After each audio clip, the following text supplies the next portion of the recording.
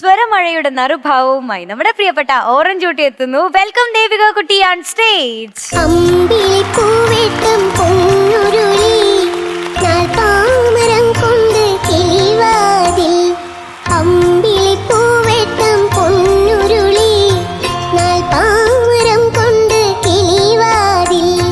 എനിക്ക് തോന്നി this is one of your best performances എന്ന് എനിക്ക് തോന്നി. അങ്ങനെ ഒരു നല്ല രസം ഉണ്ടായിരുന്നു. എസ്പെഷ്യലി അരികത്ത് വന്നാലോ എന്ന് അതിന്റെ എക്സ്പ്രഷൻ അയ്യോടാ അയ്യോ ആ കുഞ്ഞ എക്സ്പ്രഷൻ എനിക്ക് ഒരുപാട് എനിക്ക് ഇവിടെ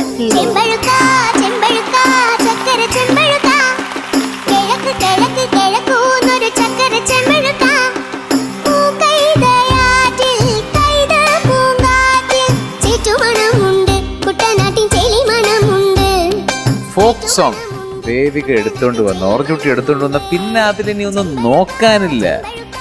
കലക്കി സൂപ്പറായിട്ട് പാടി.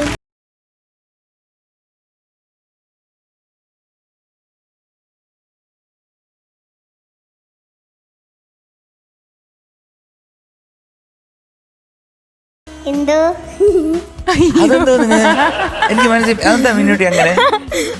നമ്മള് ദേവോസ് എന്ന് വിളിച്ചപ്പോ എന്തോ ഫ്രീ ആണോ? ഫ്രീ, ചിരി ഫ്രീ. ഇപ്പൊ ഓറഞ്ച് കുട്ടി മൊത്തം മാറിയല്ലോ, ഓറഞ്ചേ ഇല്ല. ഓറഞ്ചിന്റെ സീസൺ അല്ല തോന്നല്ലേ? ഇഞ്ചി മിഞ്ചി എന്തോ ഏത് പാട്ടാ പാടുന്നത്? ഗുരുവായൂരുള്ളൊരു കണ്ണൻ എന്നൊരു ദിനം. ആ, ഗുരുവായൂരുള്ളൊരു കണ്ണനെന്നൊരു ദിനം കരുമാടിക്കുട്ടന്റെ വേഷം കെട്ടി അല്ലേ? ഒരു കരം വേഷ് കിട്ടൂല. എന്തോ ബേഷോ? ബേസ്. കിട്ടില്ല. ബേസ്. ആ അത് തന്നെ. പിന്നെ വേറെ എന്തൊക്കെയുണ്ട് ഈ പുതുവർഷമായിട്ട്? എന്തൊക്കെയുണ്ട് വിശേഷം? നല്ലത് തന്നെ എന്ന് വെച്ചാ എവിടെങ്കിലും ഒക്കെ പോയോ പുതുവർഷത്തില്? അതോ പാട്ട് കൊടുത്തു തന്നെ ആയിരുന്നോ? ആ, ജോത്സ ചേച്ചിനെയും നമിത ചേച്ചിനെ ഒക്കെ കണ്ടോ? കണ്ടു. എന്താ ചോദിക്കല്ലേ രണ്ടുപേരുടെ അടുത്തും? ഞങ്ങള് വന്നപ്പോഴേ കണ്ടല്ലോ അല്ലേ? നമ്മള് ഹായ് പറഞ്ഞില്ലേ? ഓ ശരി ശരി, നേരത്തെ പരിചയപ്പെട്ടു. അപ്പൊ തുടങ്ങല്ലേ പാട്ട്? കലക്കല്ലേ? സൂപ്പർ ആക്കല്ലേ? ഓക്കെ, ഓൾ ദി ബെസ്റ്റ് ചക്കരെ. Thank you. All the best. Thank U.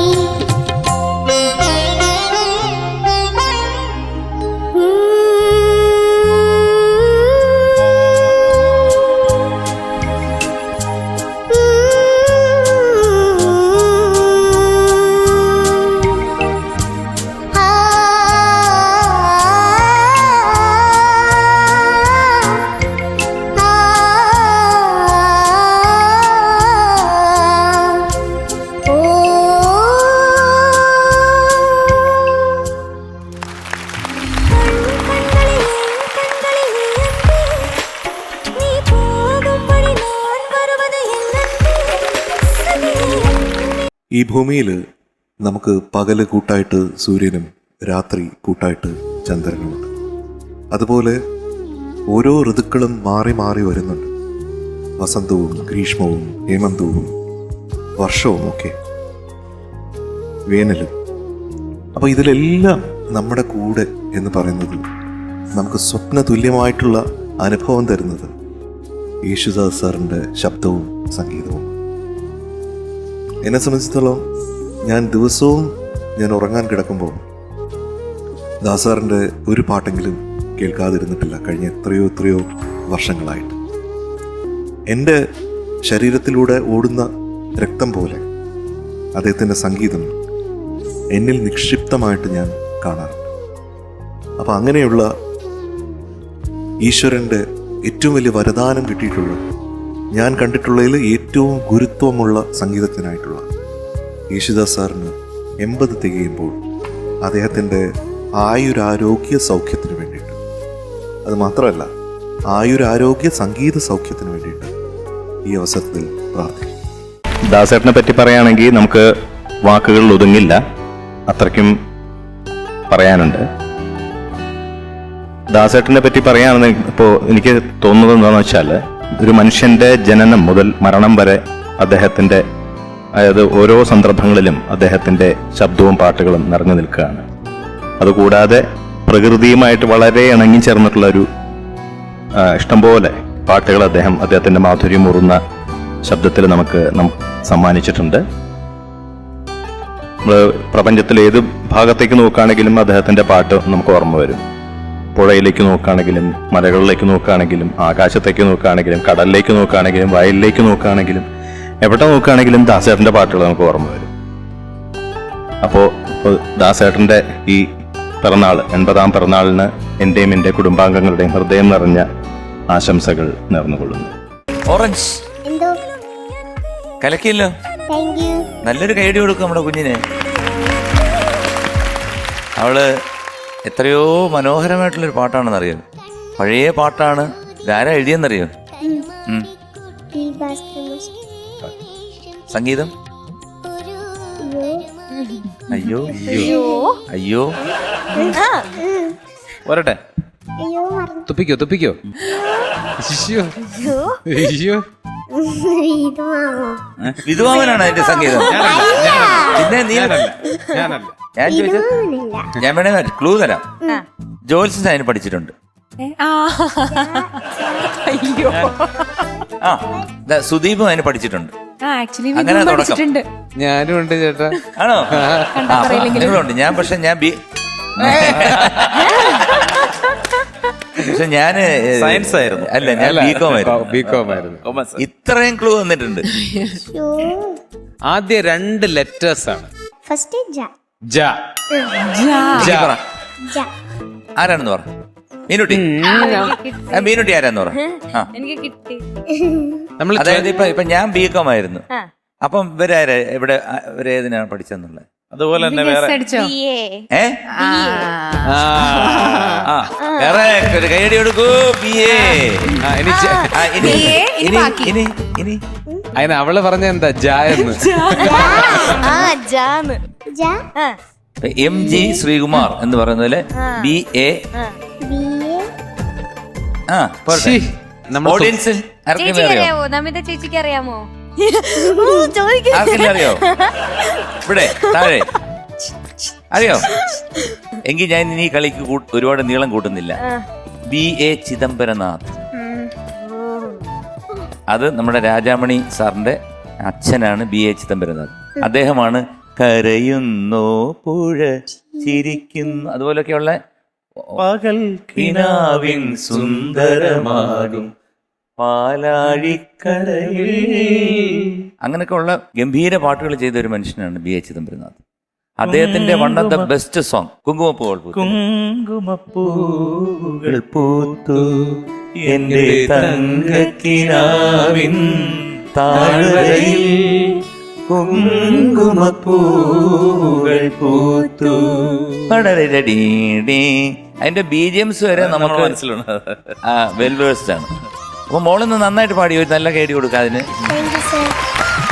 അപ്പോൾ ഒരു പാടുന്നതിൽ ഇത്തിരി സ്വാതന്ത്ര്യം നഷ്ടപ്പെട്ടിട്ടുള്ള പോലെ എനിക്ക് തോന്നി. പാട്ടൊക്കെ നന്നായിട്ട് പാടി, അതൊക്കെ കാര്യമൊക്കെ വേറെ, പാട്ടൊക്കെ കിങ്കിരിയായി. പക്ഷെ പാടിയതിനകത്ത് ആദ്യത്തെ വന്നപ്പോഴത്തേക്ക് ഹമ്മിങ് ഇല്ലേ മോളെ, പാട്ട് വന്നപ്പോഴത്തേക്ക് ആദ്യത്തെ ഒരു ഹമ്മിങ് വരുന്നുണ്ടല്ലോ അനുപല്ലവിക്ക് മുമ്പ്, അതൊന്ന് പെർഫെക്റ്റ് ആക്കി.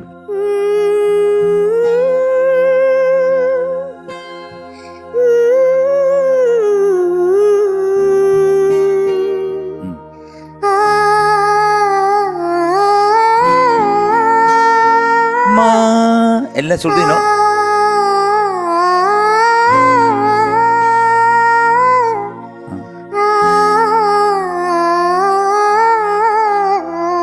അവിടെ ഒന്നുകൂടെ ലയിപ്പിക്കുമോ?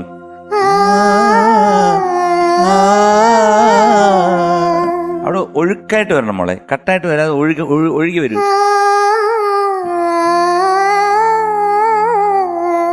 കറക്റ്റ്, ഓൾമോസ്റ്റ് വന്നു. മോളെ ആ ശബ്ദത്തിന് പിടുത്തമുള്ളതുകൊണ്ടാണ് അതിങ്ങനെ കട്ടായിട്ട് കേൾക്കുന്നത്. അതുപോലെ വീണുറങ്ങി എന്ന് പറയുന്ന സ്ഥലം മോള് മൊത്തം ഉരങ്ങി എന്നാ പറയുന്നത്. വീണുറങ്ങി. ആ അത് കറക്റ്റ്. ആ പോർഷൻ പാടിക്കേ.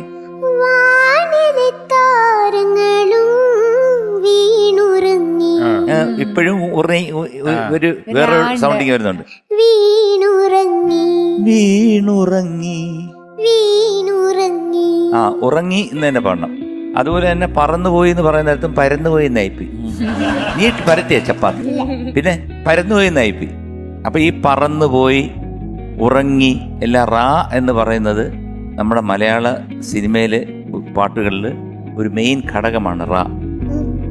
മാറത്ത്, അതുപോലെ തന്നെ ഒരുപാട് അക്ഷരങ്ങളുണ്ട്. അത് നമ്മുടെ ഭാഷയിൽ ജനിക്കാത്ത, അതായത് മലയാളി അല്ലാത്ത വാണി ജയറാം, അതുപോലെ തന്നെ ജാനകി അമ്മ, സുശീലാമ്മയൊക്കെ പാടുന്ന കേട്ട് കഴിഞ്ഞാൽ നമ്മൾ ഞെട്ടിപ്പോവും. ഈവൻ നമ്മുടെ ഇതില്ലേ ശ്രേയാ ഘോഷൽ ഉറങ്ങി എന്നൊക്കെ പറഞ്ഞു കഴിഞ്ഞാൽ ഒരു ഉറങ്ങിയെന്ന് തന്നെ ആയിരിക്കും പറയുന്നത്. അതായത് ബെസ്റ്റ് പ്രൊനൗൺസിയേഷനാണ് ഇവരെല്ലാവരും തന്നെ. അപ്പോൾ നമ്മൾ ഒട്ടും പിന്നോക്കം പോകരുത്. മലയാളികളായ നമ്മൾ ആദ്യം മുമ്പേ നിന്ന് ഉറങ്ങിയെന്ന് നമ്മൾ തെളിയിക്കണം. ഓക്കെ മോളെ, നമിത എങ്ങനെ ഉണ്ടായിരുന്നു? എനിക്ക് ഭയങ്കര ഇഷ്ടമായി ശ്രീയേട്ട, ഇങ്ങനെ ഒഴുകി പോകുന്ന പോലെ തോന്നി. ഞാൻ അവിടെ നിന്ന് കയറി വന്നപ്പോൾ തന്നെ മോളെ ശ്രദ്ധിച്ചു. ഭയങ്കര വാമായിട്ട് ഹായ് എന്ന് പറഞ്ഞപ്പോൾ ഹായ് ചേച്ചി എന്നൊക്കെ പറഞ്ഞിട്ട് ഭയങ്കര സന്തോഷം തോന്നി. ഭയങ്കര ക്യൂട്ടായിരുന്നു, ഇത്തിരി ഇഷ്ടമായി. മോളെ ദേവിക്കുട്ടി, എന്തോ ഈ പാട്ട് ഏത് വർഷം ഇറങ്ങിയതാണെന്ന് അറിയാമോ? ഒത്തിരി വർഷം മുമ്പാ, അതായത് 1966 ഒരു പാട്ടായത്. അപ്പൊ എത്ര വർഷമായി ഈ പാട്ട് ഇറങ്ങിയിട്ട് കണക്കറിയാമോ? അത് ബീനോട്ടിക്കാ നന്നായിട്ട് അറിയാം. പക്ഷെ ഒരു മണിക്കൂർ മാത്തമാറ്റിക്സ് അറിയാമോന്ന് ചോദിച്ചപ്പോ എനിക്കറിയാലോ. അവർക്കെല്ലാം അറിയാം. 66, 66, 67 അങ്ങനെ കൂട്ടി കഴിഞ്ഞാൽ നാളെ വൈകുന്നേരം ആവും. ഒരു എപ്പിസോഡ് മുഴുവൻ. 66 10 76, 76 10 86 86 10 96 96 10 2016 2006 2006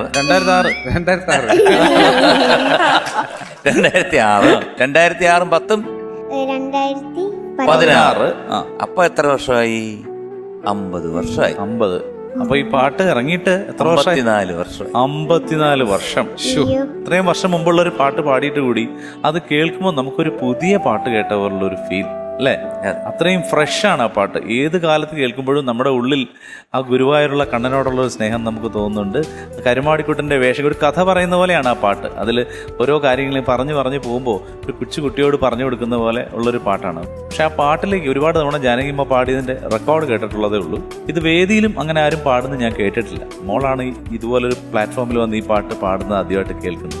അപ്പം അതിന് ആ പാട്ട് സെലക്ട് ചെയ്തതിന് വലിയൊരു കയ്യടി. ആരായി പാട്ട് മോൾക്ക് സെലക്ട് ചെയ്ത് തന്നത്?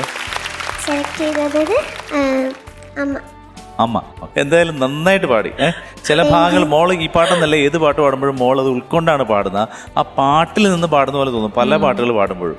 അപ്പോൾ അതിൻ്റെ ഒരു സുഖമുണ്ട്, ആ ഒരു ഇന്നസെൻസ്, പാടുന്നതിലുള്ള നിഷ്കളങ്കമായിട്ടുള്ള ഭാവമാണ് മോളുടെ പാട്ടിലുള്ളത്. പിന്നെ ഈ വോയിസിലുള്ള ഇതൊക്കെ അത് ഇത്രയും കൊച്ചുകുട്ടിക്ക് താങ്ങാൻ പറ്റുന്നൊരു പാട്ടല്ലേ ഇത്.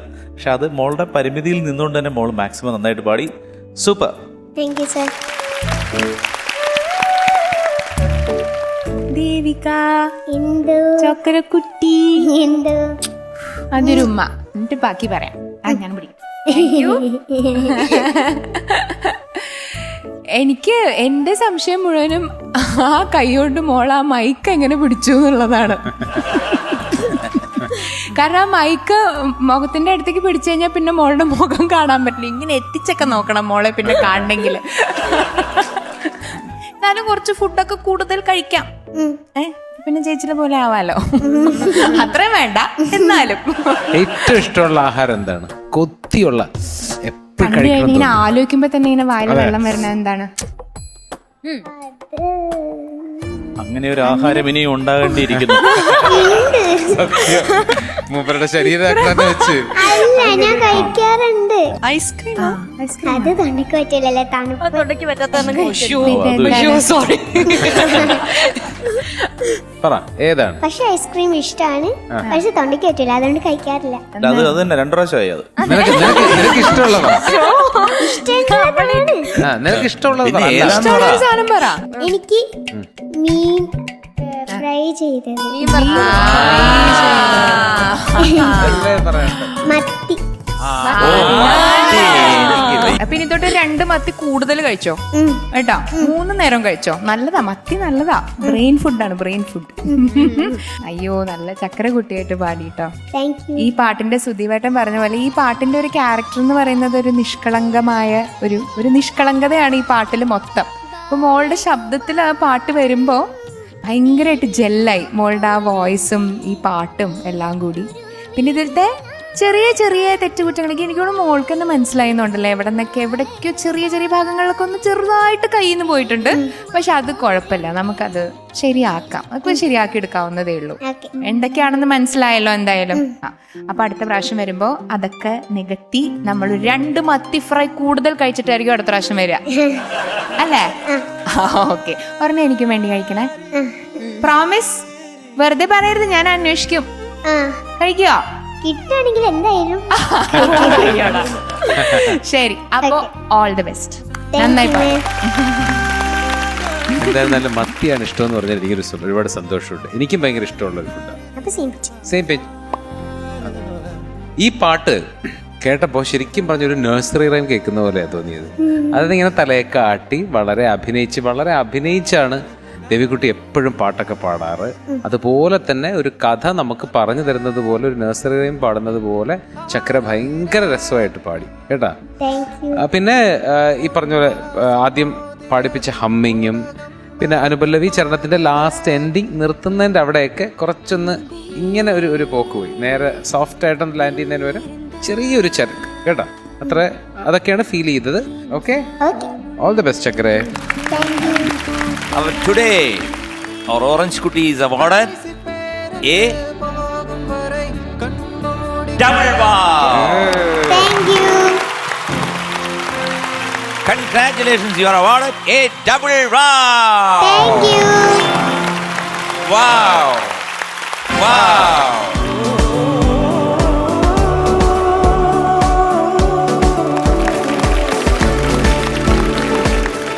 ഓറഞ്ച് കുട്ടി.